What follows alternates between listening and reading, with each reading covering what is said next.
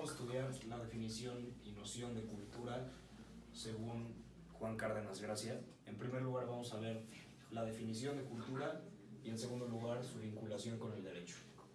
Para empezar, la cultura es el conjunto de creencias, costumbres, arte, moral, leyes que el hombre adquiere a través de la sociedad.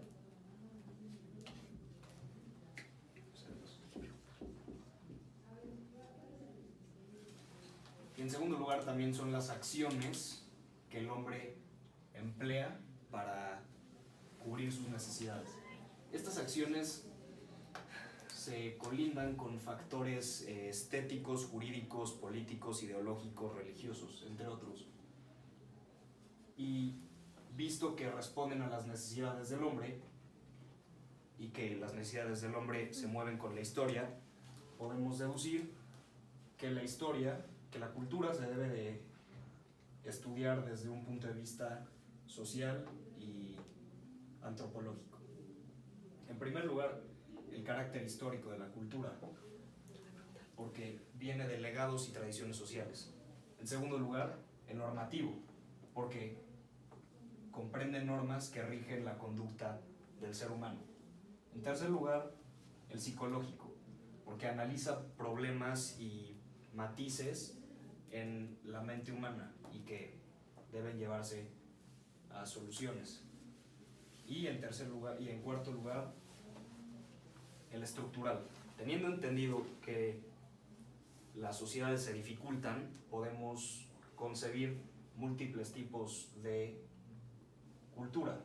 Puede haber subculturas, culturas populares, culturas superiores, entre otras. En segundo lugar, debemos de comprender la cultura desde sus aspectos tradicional, que vincula la sociedad con lo que fue antes, en el pasado, a través de la historia. El innovador, que optimiza lo que fue con el presente, y el pluralista, que proyecta y recopila diferentes tipos de cultura.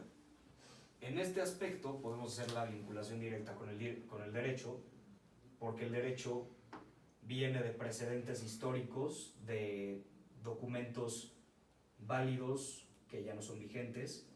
Innovador, porque deroga y abroga normas que ya no se adaptan con las tendencias actuales. Y pluralista, porque con el fin de facilitar las relaciones humanas en la sociedad en un espectro amplio, proyecta y recopila diversos tipos de nociones. Teniendo entendido esta vinculación directa con la cultura y los criterios axiológicos del derecho, podemos conformar una cultura jurídica que, en primer lugar, es el conjunto de factores que conforman al derecho, que constituyen los sistemas jurídicos y que fomentan la validez de las normas. Esta cultura jurídica se expresa en un carácter externo, que es la concepción que la sociedad tiene del derecho, y en un carácter interno, que es la sociedad interna del derecho, por redundancia, con los abogados, juristas y jueces que trabajan en el derecho en el día a día. La cultura jurídica, para concluir, se divide en cultura nacional y compartida. La nacional evalúa los matices y complicaciones del derecho en cada país, con sus normas, instituciones y funcionarios, el ordenamiento de un país. Y la compartida, pues es la que distingue las familias de derecho, poniendo en común las similitudes de cada ordenamiento con otros ordenamientos. Podemos distinguir la romano-germánica, la socialista, la religiosa ideológica y el common law. Muchas gracias. Bueno, mi tema es el ser humano. El derecho tiene como fin la organización y establecimiento de pautas para el comportamiento de la sociedad. El ser humano tiene la capacidad de elección. Esta capacidad de elección se ve reflejada en la libertad psicológica y es la que nos diferencia con los animales. Luego, sin libertad, no habría normas que nos regulen ni autoridades que impongan estas normas. La libertad psicológica nos ayuda a construir la vida para la libertad individual. Y por último, el derecho actúa en sociedad. Y es ahí donde cada ser humano alcanza la libertad. La sociedad es un conjunto organizado de individuos que viven establemente diversos tipos de relación en un tiempo y espacio determinados. El derecho en nuestra sociedad empieza desde el nacimiento hasta nuestra muerte. Es por esto que el derecho regula actos o hechos y que se consideran consecuencias jurídicas. Ahora llegamos a la pregunta de si puede existir una sociedad sin derecho. Dos filosofías se han planteado esto con una idea de que esta puede ser así, pero actualmente llegamos a la conclusión que no, ya que esto es necesario para nuestro desarrollo en las relaciones con nuestros ciudadanos. Las filosofías que plantean esto son el marxismo, que defiende que el derecho y el Estado aparecen como un surgimiento de tratar de controlar a la sociedad y de imponer clases sociales.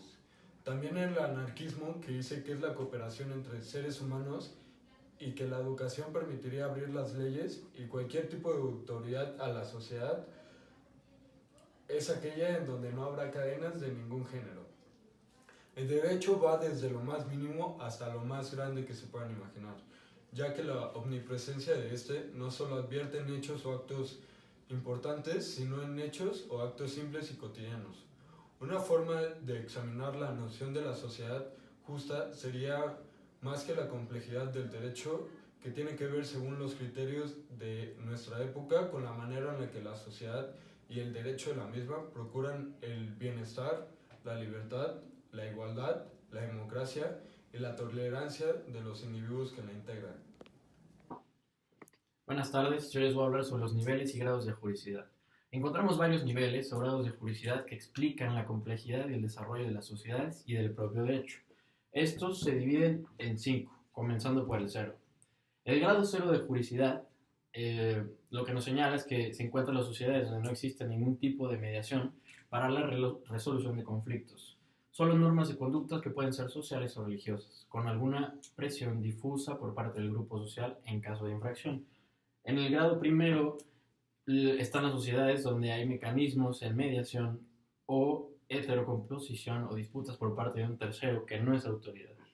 En el grado segundo existen tribunales cuyas decisiones vinculan a las partes. En el grado tercero, además de tribunales, existe alguna forma de policía que hace cumplir por la fuerza las normas y las decisiones de los tribunales. En el grado número 4 aparecen juristas profesionales que asesoran a las partes y proponen determinadas interpretaciones de las normas. Y por último, en el grado número 5, además de los elementos expuestos, hay órganos legislativos con facultades para establecer o modificar las normas. Después nos encontramos con las dimensiones del derecho. 3 dimensiones si tomamos en cuenta sus posibles orígenes. Comenzamos con la conflictualista. Sostendrá que el derecho debe regular los conflictos de interés económicos y de carácter ideológico, ya sea para prevenirlos, solucionarlos e inclusive fomentarlos, pero de forma justa e igual para todos. Dimensión es... Tengo marcatextos. Ahí va ya. ¿Listos? Ok, aguante, después de normas le bajas. Ya, ¿cuál es la última? Que ya me cansé. Y por último, en el 5 tenemos, además de los elementos expuestos, órganos legislativos con facultades para establecer o modificar las normas. Después nos encontramos con las dimensiones del derecho. 3 dimensiones si tomamos en cuenta sus posibles orígenes. La dimensión conflictualista, esencialista y funcional. La dimensión conflictualista sostendrá que el derecho debe regular los conflictos de intereses económicos y de carácter ideológico, ya sea para prevenirlos, solucionarlos e inclusive fomentarlos, pero de una forma justa e igual para todos. El esencialista propone que el derecho realice y materialice tanto la justicia como los valores de libertad, igualdad, dignidad y solidaridad. Ya no te rías, güey. Y por último tenemos las funciones del derecho. La función integradora busca el orden y control social para que el resultado sea una sociedad pacífica y sin conflictos. La función de resolución de conflictos busca resolver por medio del derecho la situación o el problema. La función de orientación social busca que el derecho, con su carácter persuasivo, brinde certeza y evite prejuicios. La función de legitimación del poder confiere respaldo social al poder que institucionaliza jurídicamente. La función distributiva se concreta en el reparto de bienes económicos y de oportunidades. La función educativa busca formar ciudadanos virtuosos y la función represiva, por último, castiga y sanciona las conductas antinormativas, pero también premia a las conductas adecuadas. Muchas gracias.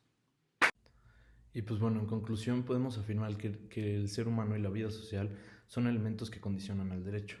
El ser humano es un ser libre con capacidad de elección, lo cual es esencial, ya que sin esto no podría haber vida social, historia, cultura, ni normas que regulen la conducta humana, y sin esto tampoco podrían existir todos los valores del derecho como la justicia. El derecho toma en cuenta la libertad de elección del ser humano por la creación de sus normas y la interpretación de ellas, tomando en cuenta los elementos individuales, sociales y culturales.